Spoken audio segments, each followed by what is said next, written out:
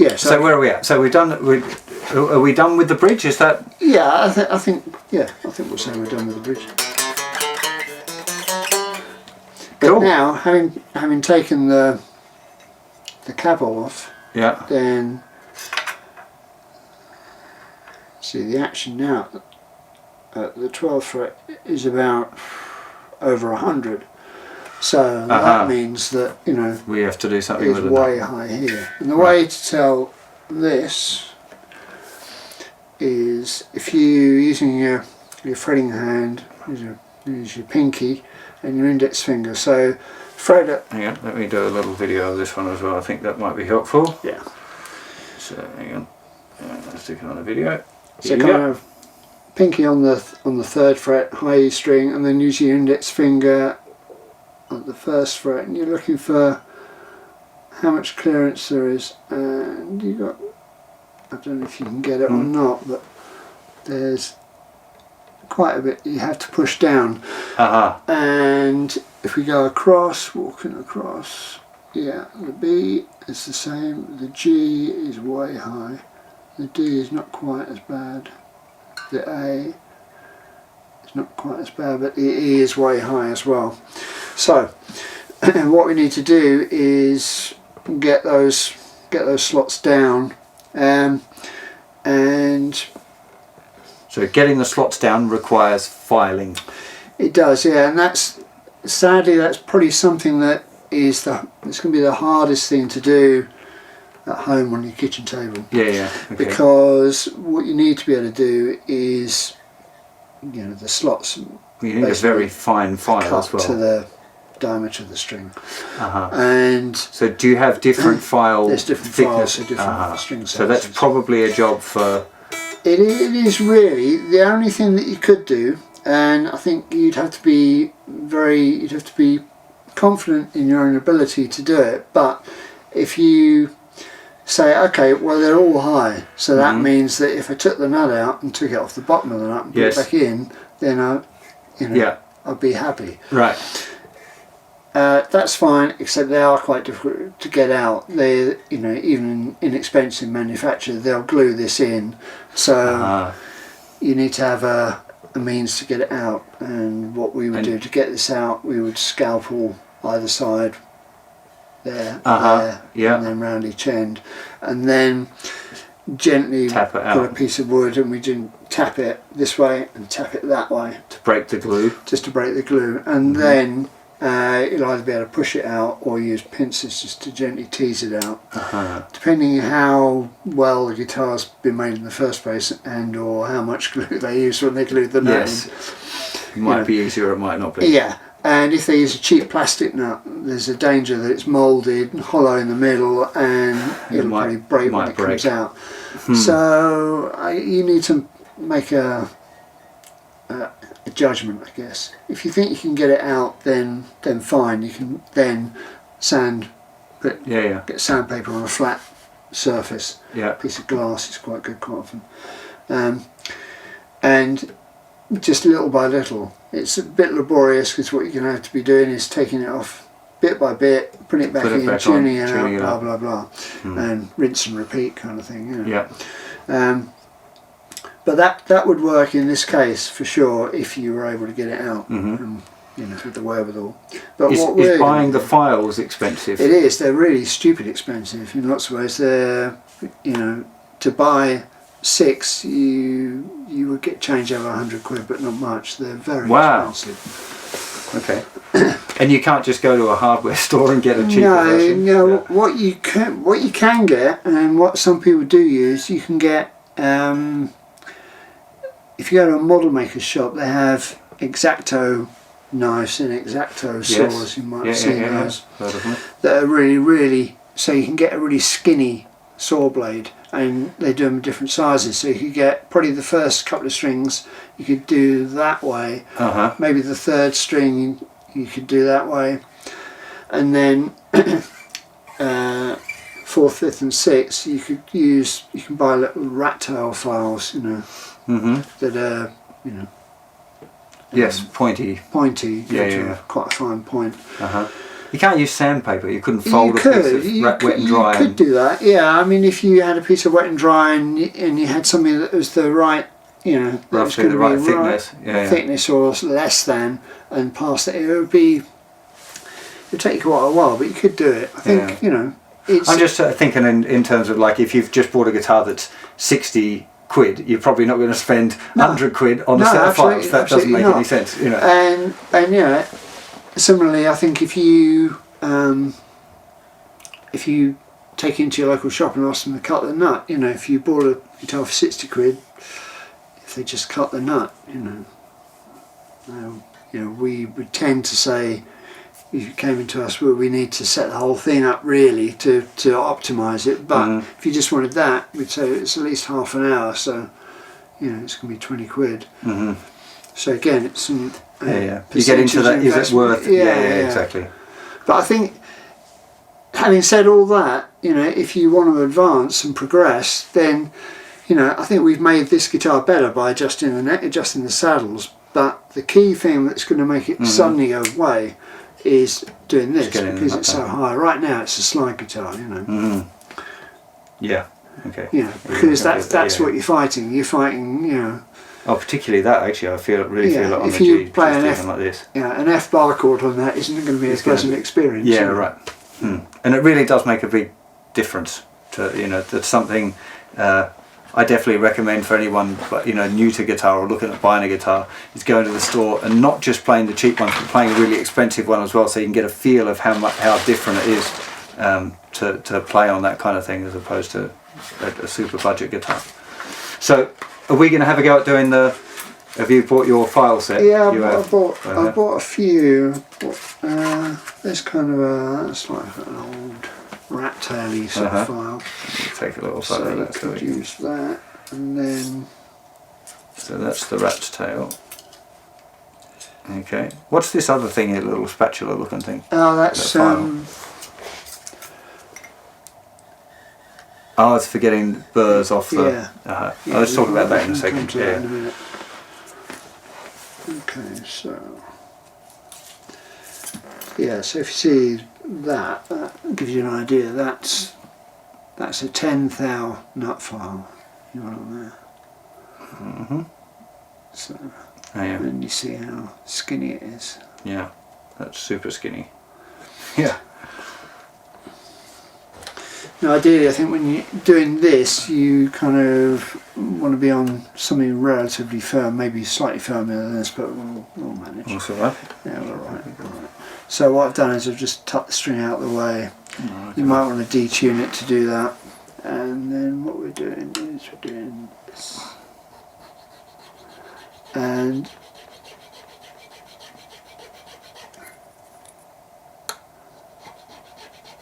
are you doing it straight on or at an angle? I can't see from here. I tend to do it dipping down very slightly. And little by little is always a good way to do it. Okay. There's things, if you take too much off, there are things you can do, we can come to that. And what you'll find is on the cheap guitars, they tend to use softer materials, so, and sometimes, as I said earlier, moulded versions of the nuts, so you've got to be really careful.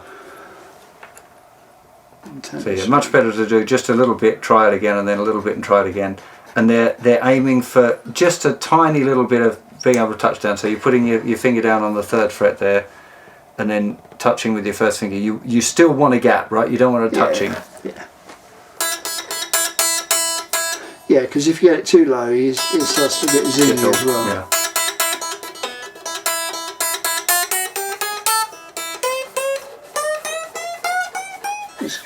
It's alright, this guitar. Yeah. I was surprised for this amount of money. I was thinking it was going to be like the most awful thing ever, but you know, it ain't bad. Red Stratocaster with a maple neck. What more do you want? Yeah. Okay.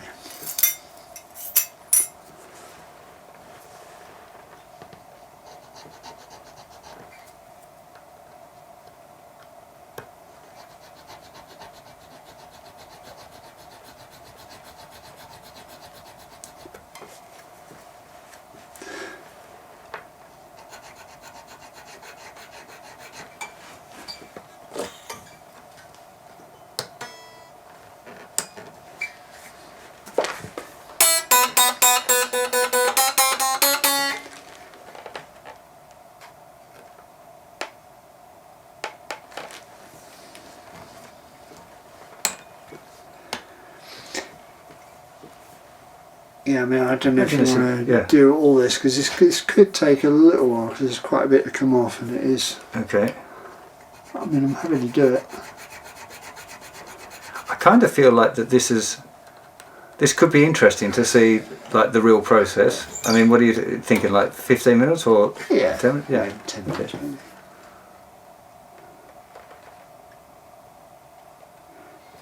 At this point we need the here's what I did earlier. Yeah, yeah. Well, I think it's just one of those, you know, for people at home watching, it's kind of, maybe it can be like that Finnish TV, what's it called? Slow telly or whatever, where you sit and watch a train driving through the ice or whatever. You can, if you want something nice and meditative, you can watch Charlie setting the nut height. You'd start the whole thing there, Charlie. Little video camera on your workbench, people tuning in to slowly watch the craft of the guitar. Oh, we've got another type over here. These look like throwing knives. Yeah, they do actually, don't they? I've never thought of that before, but yeah, you're right, they do, yeah. These are aged. Yeah, I've had these for a long, long time. So at least once you buy a set, you're going to keep them for a while, right? Yeah, these actually do wear out quite quickly, whereas these are now, these are, God, they're about 30 years old. Wow. And they're, you know, honestly, they're not pristine, but they're kind of, you get used to them. Yeah.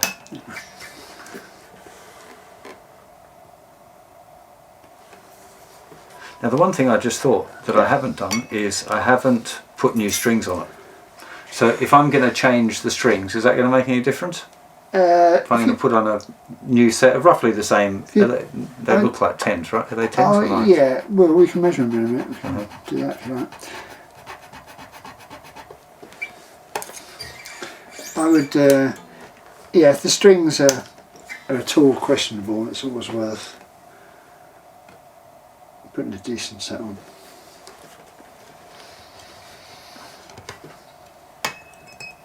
What do you use?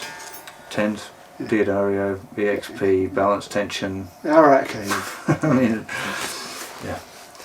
I found that I got more fussy about strings. There was a period where I just used whatever strings people would give me, and then I started to get more fussy about it, and now once I started really experimenting, basically Diodario sent me like all of the different types of strings, so I just spent a day changing strings basically. I'd put it on a set and play it for a little bit and then change, and then play it for a bit and then change, and I started to notice that there really was more of a difference than I perhaps first envisaged, you know. You? What do you use? I use pyramid strings. Pyramid strings? Which are... I haven't even heard of them. It's a very, very old German company. Right. And they make pure nickel strings that kind of are not as bright and zingy when they first go on. Right. But they last a long, long time. But they're not coated. They're not like coated. No. Not they're like more, elixir type things. Their thing is they're more of a vintage style. Oh,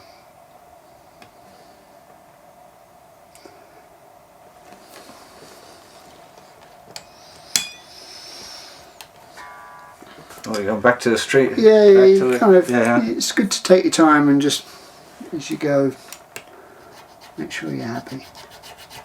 And it's easier to, less is more. Really. I don't know, if you want, we can cut one too deep and then you can fill it and see. Let's not worry about that. Okay. Let's hope that people out there are not going to go too deep with it. They're going to do it nice and slowly in the slow movement style. That's it. Yeah. And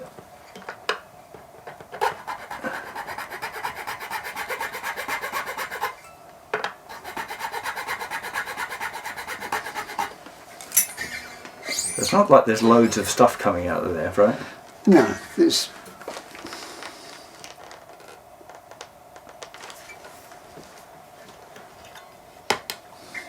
You're always putting it back under the tree. That's going to make a difference to how it sits in there. yeah, because if you the function of the tree pulls the string hard down in the nut surface and stops it, any likelihood of it chattering on the nut and giving a noise. That's why they put them on, you know, so that the strings are pulled down firmly over the face of the nut. Is that why Gibson type headstocks have the necks angled back and they don't tend to have string trees, right? Is that the... Well,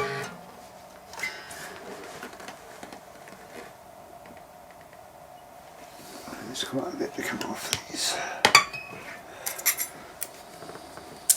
It's going to be... I'm quite interested how this is going to play now.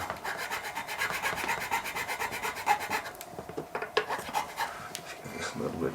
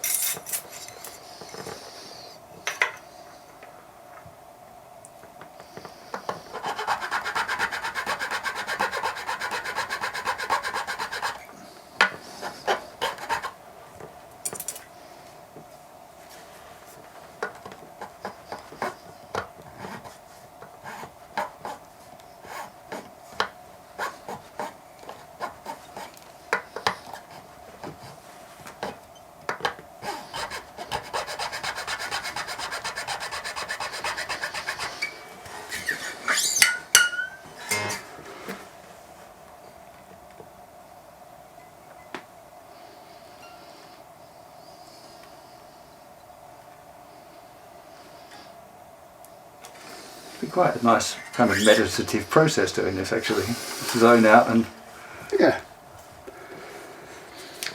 I can see a lot of enjoyment in the process. Yeah, honestly, I probably hadn't thought of it like that. But I guess it's kind of, yeah. But yeah, I see where you're coming from. Yeah.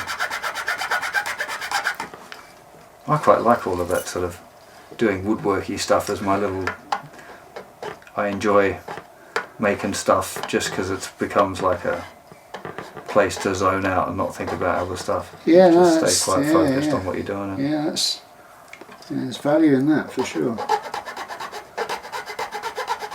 without making me sound too much like an old man, but you know, with the way the world is now, where everything's so fast and instant and quick and all of that, I think there's becomes more important to take time out to do them. Yeah. Not as much.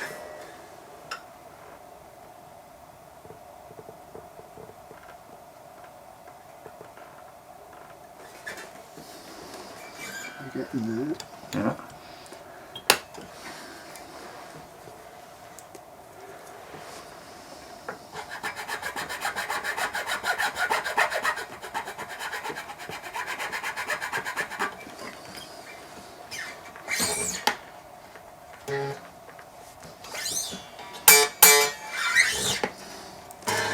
I don't know if you noticed, they were quite sitar-y as well as three strings before, and that's if they cut the slot, there's either the string that wasn't sitting right in it at all, if it wasn't the right size, or if it was very flat, or even, you know, inverse if you like.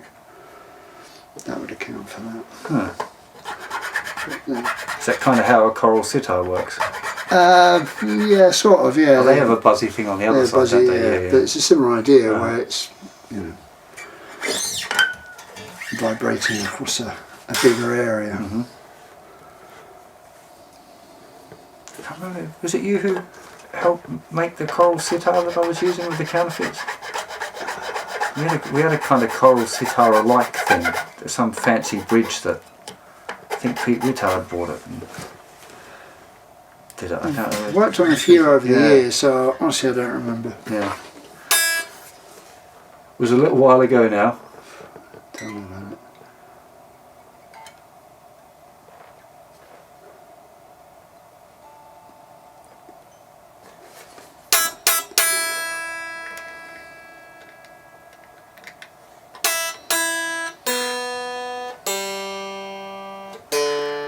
Just while you're doing this, 0 fret, not so popular on guitars these days, but obviously there's no point in adjusting a nut when you've got a 0 fret, right? No. No, as long as the function of the nut is to give the string the right spacing. You can still, you know, the 0 fret can still be too high and or too low, and what they tend to do, being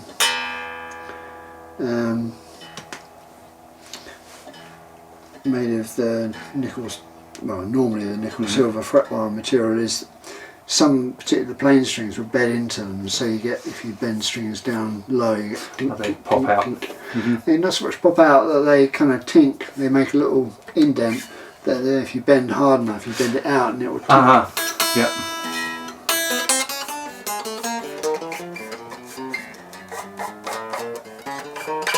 When you're doing that, you're just checking that they're not fretting out, right? Yeah, just seeing. Yeah. Okay. I think we could get it lower, but I think we might stop where we are now. Where are you at now on those? We're on about a 70, 80, 70, 80.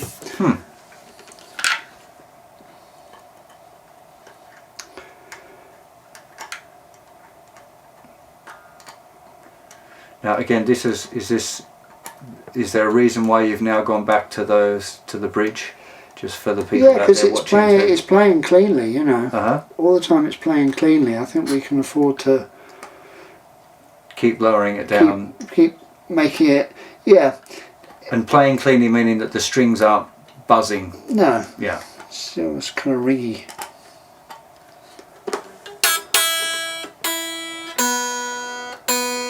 And playing cleanly is the thing you learn. It's not a super accurate term. You know, one person's clean is definitely not another person's. Yeah, some people really want it uber clean. What's that? Okay, that is, I think, One of those things sitting up slightly too high and rattling. One of the screws rattling. There you go.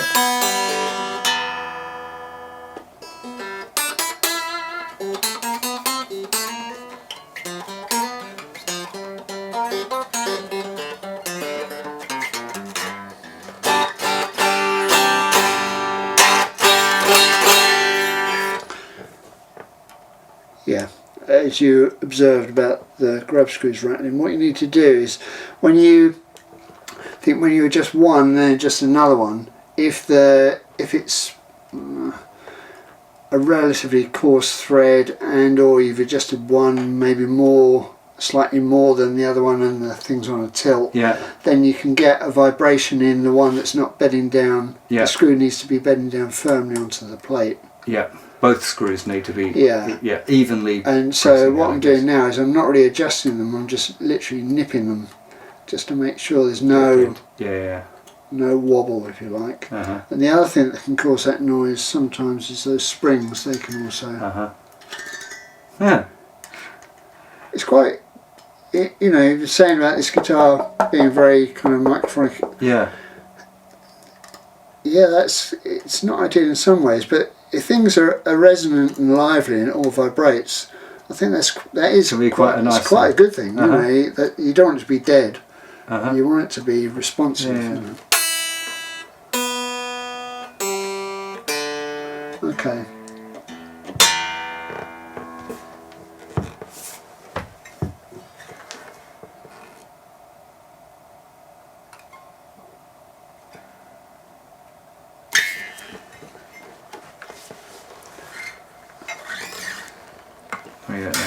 That's still a little bit of tweaking to go. Yes, yeah. Stop it, Justin, you're in such a hurry all the time.